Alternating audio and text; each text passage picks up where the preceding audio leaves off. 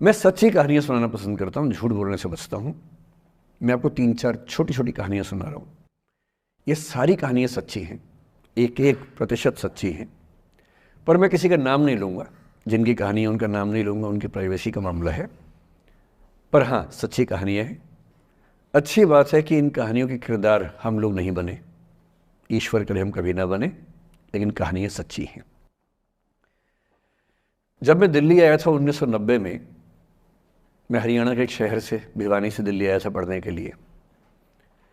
मेरे dream college में हंसराज भी एक था, पर मेरा संयुक्त से मेरा एडमिशन जाकिर हुसैन में हुआ।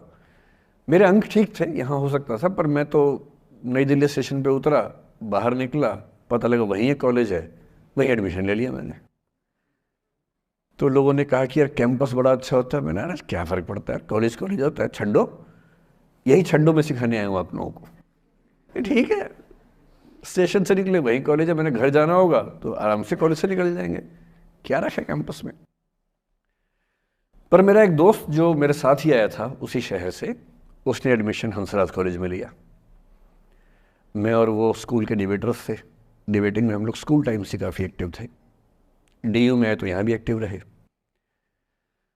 डीयू में मैंने करीब 5 साल डिबेटिंग की और मेरा ख्याल है कि लगभग 300-400 डिबेट्स मैंने जीती होंगी डीयू में, कुछ हरी भी होंगी, लेकिन मैंने खूब डिबेट, वो मेरा दरअसल दाना पानी था, रोजी रोटी मेरी वही थी कॉलेज के दिनों में। घर से पैसे मैं लेता नहीं था, मिलते भी नहीं थे, देना क्या था, ऐसी स्थिति भी नहीं थी उस समय मेरे घर में कि मिल सके। तो डिबेटिंग मेरा रोजगार था, एम्प्लॉयमेंट था, मेरा उससे काम चल जाता था आराम से। उसका भी चल जाता था, वो हंसराज से था, मैं जाकिर हुसैन से था। हम खूब डिबेट्स में मिलते थे। अक्सर ट्रॉफी या तो हम जीते थे या वो जीतता था, कोई भी जीते रूम पे ही आती थी, क्योंकि हम रूममेट्स थे, एक साथ ही रहते थे।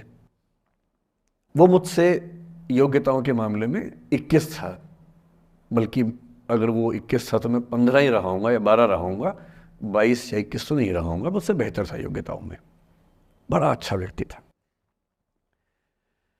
ग्रेजुएशन के बाद मैंने एमए हिंदी साहित्य में एडमिशन लिया, जबकि बीए ऑनर्स हिस्ट्री में किया था मैंने। उसने तय किया कि वो कुछ और करेगा, प्रोफेशनल कोर्स करेगा, नौकरी करेगा, तो वो चला गया दिल्ली से। मैं दिल्ली में रहा। फिर मैं एमए के बाद तैयारी करने लगा यूपीएससी की। तब तक मैं यूजीसी जेआरएफ कर चुका था। पहला अटेम्प्ट दिया, प्रीलिम्स हो गया। मेंस मेरा 96 के मेंस की बात कर रहा हूँ, मेंस शुरू होने वाला था, 2 दिन रह गए थे। करीब 10 दिन पहले वो मेरे पास आया हुआ था दिल्ली में, मिलजुल के अच्छे से बात कर गया था। उन दिनों उसका एक प्रेम संबंध कहीं हमारी ही एक मित्र के साथ चल रहा था। हम सब दोस्त थे, तो उनमें से 2 लोगों का आपस में का अफेयर था। मुझे नहीं पता क्या हुआ, लेकिन मेरे मेन एग्ज़ाम से 2 दिन पहले रात को 12 बजे एक फ़ोन आया और ये बताया गया कि मेरे दोस्त ने फंदा लगा के अपनी जीवन लीला समाप्त कर ली है। वो दिल्ली से दूर था कहीं, और जिस व्यक्ति के बारे में मेरी राय ये थी कि उतना जीवट वाला व्यक्ति कोई हो नहीं सकता, जो ज़िंदगी से हार सकता ही नहीं, जिसके होने से कई लोग हमेशा जीता हुआ महसूस करते हैं, वो चुपचाप एक बंद कमरे में ज़िंदगी से हार गया। मैं आज तक नहीं समझ पाया कि ऐसा कैसे हुआ। बाद में टटोला, उसके पेरेंट्स से बात हुई, भाई से बात हुई, उन्होंने उसकी याद में एक सोशल वर्क शुरू किया ताकि किसी और बच्चे को ऐसा ना करना पड़े। तो जो हल्का हल्का अनुमान हुआ वो है कि शायद कुछ ऐसा था रिलेशनशिप में जो नहीं संभल पाया था, और रिश्ता टूट ना जाए इसका दबाव बहुत ज़्यादा था, और वो दबाव झेल नहीं पाया। इस उम्र में ऐसा फेज़ आता है, कई बार आता है। ये एक कहानी है, हंसराज कॉलेज से ही जुड़ी है, इसलिए मैंने सोचा कि वहीं से बात शुरू करूँ। नाम जैसा कि मैंने कहा मैं नहीं बताऊंगा, तो नाम बताने का मतलब भी नहीं। और वो जिसकी मैं कहानी सुना रहा हूँ, आप लोगों के जन्म से पहले की बात है। आप तो सब 21वीं सदी वाले बच्चे होंगे ना, जेन ज़ी होंगे आप सब लोग, तो ये तो बहुत पुरानी बात है। एक दूसरी कहानी सुनाता हूँ। मैं आपको 2-3 कहानियाँ सुनाऊंगा, फिर उन सबका सार निकाल लेंगे एक साथ हम लोग। दूसरी कहानी ये है कि जब मेरा सिलेक्शन हो गया 97 में, 96 अटेम्प्ट में पहली बार में मेरा सिलेक्शन हो गया था, मैं एक्सटेंशन लेके तैयारी कर रहा था और डीयू में मैं पढ़ा भी रहा था उस समय।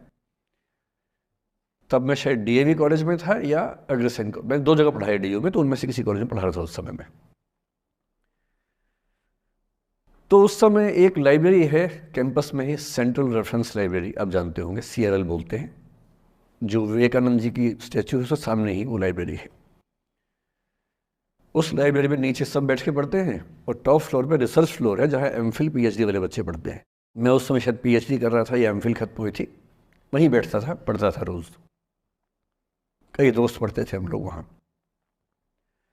हम सुबह 8 बजे लाइब्रेरी खुलते ही वहाँ घुसते थे, रात को 1 बजे निकलते थे लाइब्रेरी बंद होने के समय। तो वहाँ एक छत थी, छत पे छोटी सी कैंटीन थी जहाँ हम लोग जब जब बोर होते थे दिन में 3-4 बार जाके चाय पीते थे।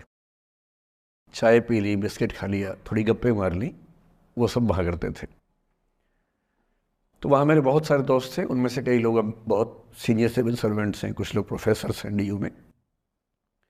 2 बच्चे थे मुझसे जूनियर, 3-4 साल जूनियर थे, बड़े प्यारे बच्चे थे। मुझे उस समय तक पढ़ाई लिखाई का शौक अच्छा खासा हो गया था, तो वो रोज़ मेरे साथ बैठते थे केवल बात करने के लिए, किसी मुद्दे पर बहस करनी है तो बहस होती थी, समझते थे। फिर मुझे पता लगा कि वो दोनों रिलेशनशिप में हैं, रिश्ते में हैं, दोनों ने शादी भी कर ली।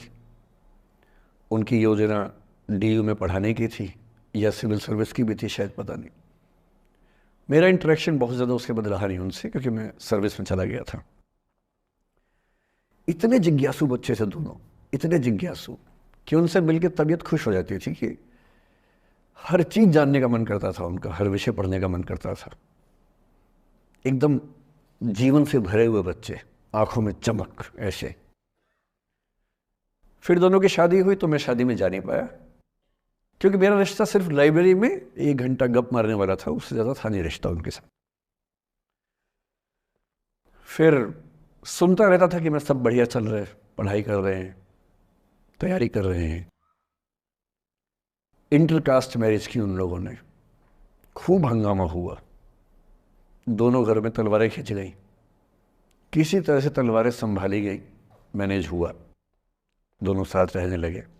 और फिर 3-4 साल के बाद एक दिन मैंने खबर सुनी कि उस बच्ची ने फंदा लगा के जीवन लीला समाप्त कर ली।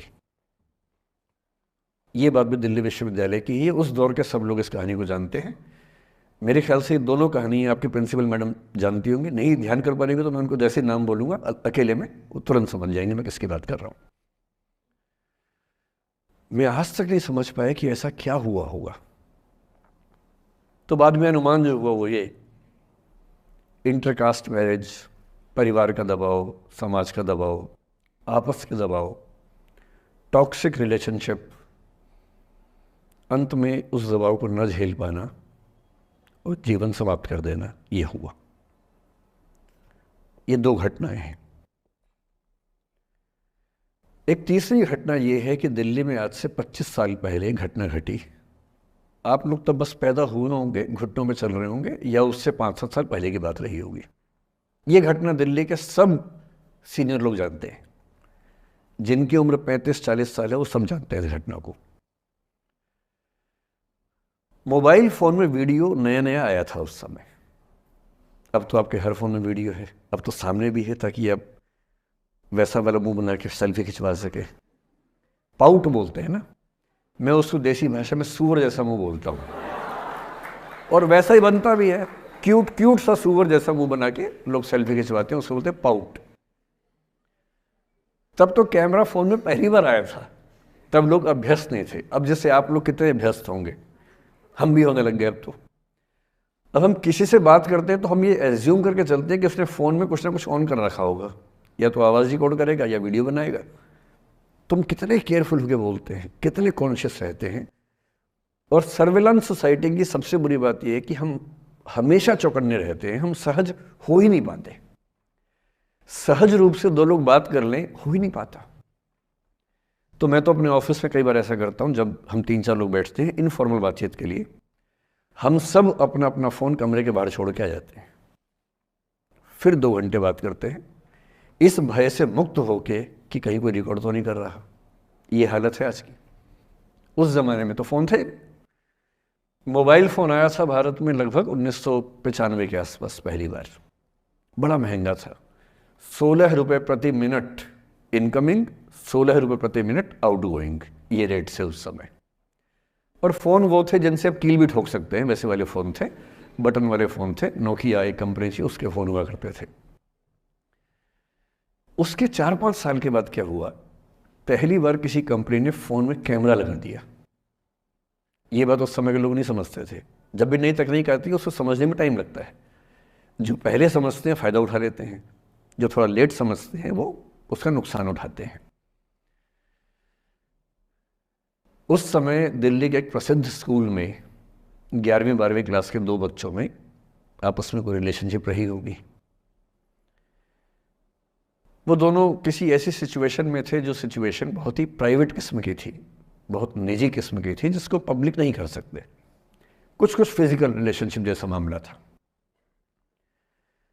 उस दुष्ट लड़के ने लड़कों के इतिहास को कलंकित, लड़कों का इतिहास वैसे भी कलंकित ज़्यादा है, उसे और कलंकित करते हुए उस पूरे सिचुएशन का वीडियो बना लिया। ऐसे मामलों में दुर्भाग्य है, मैं लड़का हूं इसलिए लड़के पवित्र थोड़ा ना हो जाएंगे। लड़का है, इतिहास कलंकित तो है, उसका वीडियो बना लिया और दुष्टता का चरम स्तर निभाते हुए वो वीडियो अपने एक दोस्त को शेयर कर दिया। ये कहे कि किसी और को दिखाना मत, जैसा कि होता है अफवाहों की दुनिया में। हर अफवाह एक व्यक्ति एक को ही बताता है, ये कहे कि किसी और को मत बताना, और अगला व्यक्ति भी अगले को यही कहे कि बोलता है किसी और को मत बताना। और इस तरह से पूरे शहर को खबर होती है और सबको लगता है कि सिर्फ मुझे पता है। वो वीडियो फैल गया। नए नए फ़ोन आए थे, पर वो फ़ोन कम लोगों के पास थे, कैमरे वाले फ़ोन। तो फ़ोन से कितना फैलता, ज़्यादा नहीं फैला। लेकिन उस समय दिल्ली की एक कुख्यात मार्केट हुआ करती थी, पालिका बाज़ार, अभी भी है, पर तब वो कुछ और कामों के लिए कुख्यात हुआ करती थी। अब तो कपड़े मिलते हैं, तब कपड़ों के साथ कई चीज़ें और मिलती थी वहाँ। जैसे गंदी फिल्मों की सीडी चाहिए हो तो वहाँ मिलती थी, ग्रे मार्केट में, चोरी छिपे। इस वीडियो को सीडी में कन्वर्ट करके लोगों ने वहाँ से खरीदा, लाखों करोड़ों की संख्या में। नए नए टेलीविज़न चैनल प्राइवेट आए थे, और प्राइवेट टीवी चैनल को खबरों की भूख इतनी होती है कि वो खबर के लिए जान दे सकता है और जान ले भी सकता है किसी की। 24 घंटे इस खबर पे, इस चीज़ पर खबरें चल रही थी सारे चैनल्स में कि ये वो लड़का है जिसने ऐसा किया, ये वो लड़की है, ये वो स्कूल है, इस स्कूल की प्रिंसिपल से बात करेंगे, इससे बात करेंगे। वो जो बच्ची थी जिसकी इसमें कोई गलती नहीं थी, सिवाय इसके कि वो किसी एक लड़के से प्रेम करती थी, जो कि उस उम्र में बच्चे कर बैठते हैं। इसके लिए बहुत चिल्लपौनी मचानी चाहिए। बच्चों को आप हर बात पे अपराधी नहीं मान सकते। उस बच्चे की गलती सिर्फ इतनी थी कि उसने अपने दोस्त पे भरोसा किया, जो भरोसे के लायक था नहीं। वो नीच किस्म का व्यक्ति था जिसने उस संबंध की गरिमा को समझा नहीं। उस बच्ची के घर के बाहर 24 घंटे न्यूज़ चैनल से कैमरे खड़े रहे। घर से कोई भी निकले 50 कैमरे पीछे, आप बताइए आपकी बेटी कैसी है, आप बताइए आपकी बहन कैसी है। अंत में उस पिता ने अपनी बच्ची को इस देश से बाहर भेज दिया। उसके कुछ दिन बाद की जो खबर टीवी चैनल से नहीं दिखाई, उसके पिता ने आत्महत्या कर ली। ये तीसरा इंसिडेंस है। ये सारी खबरें सच्ची बता रहा हूं मैं, इनमें से एक भी झूठ नहीं है। झूठी कहानियों से मोटिवेशन दिया जा सकता है, मैं जानता हूं, पर जब सच्ची कहानियां हैं तो मैं झूठ क्यों बोलूं? सारी सच्ची कहानियां बता रहा हूं मैं आपको। एक चौथी कहानी जो आप में से कई लोगों की होगी। मेरा एक स्टूडेंट है, सिविल सर्वेंट है, सीनियर लेवल पे है, करीब 40 साल का है। उसने आज तक शादी नहीं की। क्या उसकी शादी करने की इच्छा नहीं थी? पूरी इच्छा थी। फिर क्यों शादी नहीं की? भाई कुछ लोग तो होते हैं कि शादी करनी ही नहीं, कोई मिशन है। योगी जी हैं, मोदी जी हैं, ठीक है, उनका तो मिशन है। ममता जी है, उनका मिशन है। पर जिसका जीवन में ऐसा कोई मिशन नहीं है और जिसको प्रेम करने का मन भी करता हो, वो तो शादी करता है आमतौर पे। उसने शादी क्यों नहीं की जानते हैं? जब वो 25-26 की उम्र में था, जब वो मेरा विद्यार्थी भी था, एक दिन मेरे पास आके बोला कि सर एक बात करना चाहता हूँ। मुझसे मेरे स्टूडेंट्स ऐसी बातें खूब करते हैं पर्सनली आके, अब तो मैं टाइम कम दे पाता हूँ, पहले तो ये सब होता रहता था क्लास के अलावा। एकदम रोता हुआ आया, आंखों में आंसू भरे हुए बहुत सारे। अरे क्या हो गया भाई? तो फिर उसने किसी का नाम बताया कि सर वो भी मेरी स्टूडेंट थी, कि सर उसके साथ रिलेशनशिप थी, उसने धोखा दिया है मुझे। अच्छा, धोखा देने वाली कहानियाँ मुझे बहुत अपील नहीं करती। मेरा मानना है कि दोनों पक्षों की गलतियाँ होती हैं। आप केवल अपने पर्सपेक्टिव से सोच सोच के धोखा करते रहते हैं, ऐसा थोड़ा ना होता है भाई। कुछ तो मजबूरियाँ रही होंगी, कोई यूं ही बेवफा नहीं होता, कुछ तो वजह होगी ना। आप थोड़ा उसकी वजह, उसका भी तो, उसकी कहानी भी तो सुनिए। और मैं जब जब दोनों कहानियाँ सुनता हूँ मुझे लगता है कि मामला ग्रे है। आप किसी एक पे उंगली उठा ही नहीं सकते कि इसने ऐसा किया। दोनों की गलतियाँ होती हैं, ऐसा थोड़ा कि एक की होती है। बहरहाल इन भाई साहब को ऐसा लगा कि धोखा हो गया उनके साथ। तो मैंने कहा चलो कोई बात नहीं यार, हो गया तो हो गया, तू नहीं कोई और सही, ऐसा क्या है। इतनी बड़ी दुनिया है, 8 अरब की आबादी अब है, उस समय भी 6-7 अरब तो थी। मैंने कहा 3.5 अरब 350 करोड़ में कोई तो होगी तुम्हारे लिए, ऐसा क्या है, कोई और देखेंगे। पर वो थोड़ा ज़्यादा सेंटिमेंटल था उस समय। धीरे धीरे पता नहीं उसके मन में क्या बैठ गया, उसके मन में ये बैठा कि दुनिया की सारी लड़कियां धोखेबाज होती हैं। ऐसे मूर्खों की कमी नहीं है दुनिया में, ऐसे बहुत मूर्ख हैं। दर्शन की दुनिया में इसे अवैध सामान्यीकरण कहते हैं, इलिसिट जनरलाइजेशन। इसका मतलब बहुत छोटे सैंपल के बेस पे ये समझ लेना कि ये थियरी पूरे ब्रह्मांड पर लागू होती है। एक लड़की ने धोखा दिया, मान लीजिए धोखा दिया, धोखा इसने दिया कि उसने दिया कि किसी ने दिया, जो भी कहानी हो, एक सैंपल से ये मान लेना कि सब ऐसे होते हैं। और उसके बाद से उसने कम से कम 10 बार कोशिश की, 10 लोगों से मिला, बातचीत की शादी के लिए। डेटिंग तो क्या करेगा 40 की उम्र में, लेकिन हाँ बातचीत करके देखा कि शायद रुचियाँ मिल जाएं, स्वभाव मिल जाए तो शादी के बारे में सोचें। हर बार 3-4-5 मीटिंग के बाद वापस हट जाता है। अब तो मैंने पूछना बंद कर दिया है। जब तक मैं पूछता था, बोलता था कि सर 3-4 मीटिंग के बाद लगता है कि ये भी वैसी ही है। मैंने कहा भूल जाओ भाई, उससे भूल जाओ, बात खत्म हो गई। उसके बच्चे घूम रहे हैं आजकल स्कूल में, अब तुम कम से कम शादी तो कर लो। वो भाई साहब आज तक अकेले हैं, और अब तो बाज़ार में मूल्य भी कम हो गया उनका, अब विकल्प भी ज़्यादा नहीं मिलते हैं। अब जो विकल्प मिल रहे हैं वहाँ उसकी रुचि और कम हो गई है। तो पूरी संभावना है कि वो जीवन अकेले ही गुजरेगा अब उसका। एक अंतिम एग्जाम्पल देके फिर मैं निष्कर्ष की तरफ बढ़ूंगा। मैं एक आईएएस ऑफिसर को जानता हूँ, 2 आईपीएस को जानता हूँ, बहुत योग्य लोग, देश के सबसे अच्छे संस्थाओं से पढ़े हुए लोग, प्रॉपर आईएएस प्रॉपर आईपीएस में नौकरी करने वाले लोग, और इन तीनों ने अपना जीवन समाप्त कर लिया नौकरी में रहते हुए। क्यों? क्योंकि नौकरी और घरेलू जो दुविधाएं थी उनको झेल नहीं पा रहे थे, ना झेल पा रहे थे, ना भूल पा रहे थे। लेट गो नहीं कर पाए तो गिव अप कर दिया। और इसलिए मुझे अक्सर लगता है कि जितनी चीज़ें हम सिखाते हैं बच्चों को, हिस्ट्री, इकोनॉमिक्स, लिटरेचर, वो सब ठीक है, उनका भी महत्व है। शायद उससे ज़्यादा महत्व इस चीज़ का है कि ये समझें कि अपने इमोशंस को कैसे मैनेज करना है। जब जीवन में ऐसा लगे कि सब खत्म हो गया है, जब जीवन में लगे कि बहुत टॉक्सिक किस्म की लाइफ हो गई है, उससे बाहर कैसे निकलें, शायद ये सबसे महत्वपूर्ण लेसन होता है जो हम सबको सीखना चाहिए। मैंने कहीं से सीखा नहीं है, ना मैंने ऐसी किताबें पढ़ी हैं। हालांकि मैंने 2 किताबें मंगवाई हैं पिछले हफ्ते, पढ़ी नहीं है अभी तक, तो मैं किताबों के बेस पे नहीं जानता कैसे सीखते हैं, लेकिन ज़िंदगी से तुम सीख सकते हैं। इन कहानियों का सबका एक ही सार है, वजह अलग अलग है। एक व्यक्ति ने इसलिए अपना जीवन समाप्त किया कि वो रिश्ता उसके हाथ से छूट रहा था।